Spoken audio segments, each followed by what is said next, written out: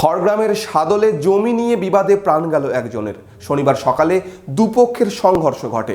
Murshidabad medical কলেজে মৃত্যু হয় একজনের। মনোবীক্ষণ পলিক্লিনিক, চিকিৎসার জগতে এক দশক। এখন এখানে সব বিষয়ে ডাক্তারবাবু একসাথে তলায়। ফোন করুন 7477799515 এই নম্বরে।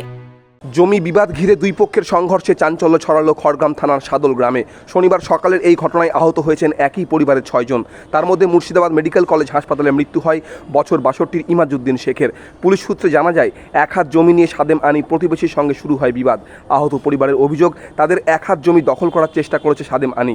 তারপর ইমাজউদ্দিন শেখের পরিবারের ওপর হামলা চালানো হয় বলে অভিযোগ। লাঠি, রড, হাঁসুয়া দিয়ে হামলা চালানো হয় বলে অভিযোগ।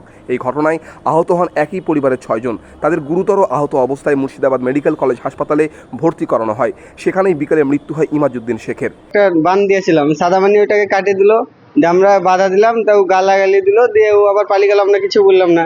দিয়ে এসে এলএম গোলামদের সাথে কোনো ঝামেলা নাই আমাদের, ওদেরকে ডেকে নিয়ে এলো, দিয়ে আমরা বই সমান করছিলাম, এসে ওরা আমাদেরকে সব বন্দুক, চাকু মাকু যে যাবে আছে ওদের মেরেছে সব।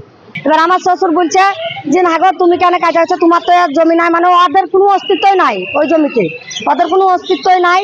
তখন সাদেমানির সাথে হচ্ছে, আর ও এলএম গুলাম অন্য ভিন পাড়া থেকে এসে ওরা আমার শ্বশুরকে বেরিয়ে মেরে দিল, আমার ছেলের পেটে চাকু ধরে কেটে দিল।